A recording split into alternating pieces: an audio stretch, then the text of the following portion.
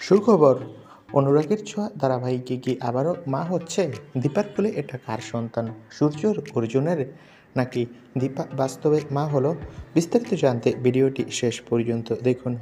অনুরাগের ছোঁয়া ধারাবাহিকের সাম্প্রতিক পর্বে দেখা গেছে রাস্তায় মিশকার বাবা দীপার সঙ্গে অসভ্যতামি শুরু করে।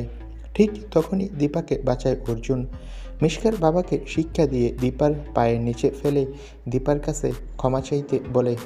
এই দৃশ্য দেখে ভীষণ খুশি হয়েছে দর্শকরা, কারণ অর্জুন যেভাবে দীপার রক্ষা কবচ হয়ে উঠেছে তা এতদিনে সূর্যও পারেনি।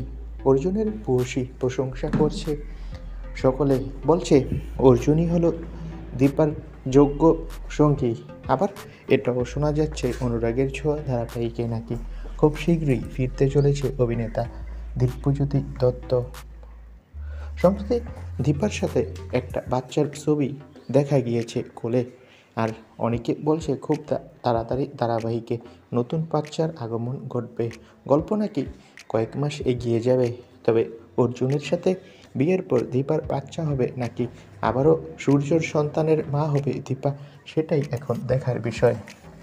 তো বন্ধুরা, তোমরা কে কে এই চমকটি দেখার জন্য অপেক্ষা করছো? কমেন্ট করে জানাও। ধন্যবাদ।